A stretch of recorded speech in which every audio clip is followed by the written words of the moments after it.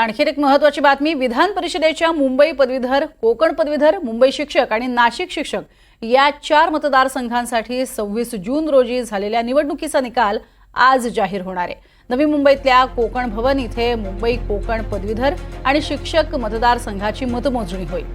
मुंबई पदवीधरमध्ये उद्धव सेनेचे अनिल परब आणि भाजपचे किरण शेलार यांच्यामध्ये लढत आहे, तर कोकण पदवीधरमध्ये भाजपचे निरंजन डावखरे आणि काँग्रेसच्या रमेश कीर यांच्यात सामना रंगतोय। तर मुंबई शिक्षक मतदारसंघातनं महाविकास आघाडीचे जम्मू अभ्यंकर हे रिंगणात आहेत। त्यामुळे नेमकं कोण बाजी मारतं हे पाहणं तितकंच महत्त्वाचं ठरणार आहे। नुकत्याच झालेल्या लोकसभा ज्यामध्ये महाविकास आघाडीनं चांगलंच घवघवीत यश मिळवलं, त्यानंतर आता हा निकाल काय लागतो हे पाहणं महत्त्वाचं ठरेल।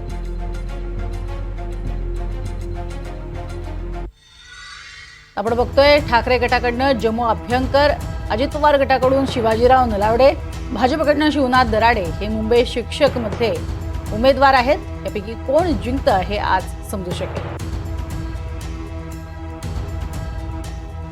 त्यामुळे तिहेरी अशा स्वरूपाची ही लढत होती। तर दुसरीकडे मुंबई पदवीधरसाठी ठाकरे गटाकडून अनिल परब तर भाजपकडनं किरण शेलार अशी थेट लढत झाली आहे।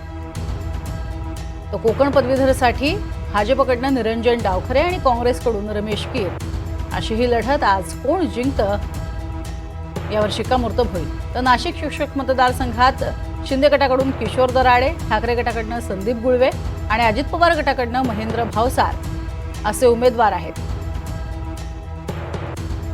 त्यामुळे इथे कोण बाजी मारतं हेही पाहणं महत्त्वाचं ठरणार आहे। यावेळेला महाविकास आघाडीचं पारडं जड असल्याचं खरं तर बोललं जात आहे आणि दुसरीकडे युतीमध्ये मात्र युतीधर्म पाळला गेला नाही असा आरोप वारंवार केला जातोय।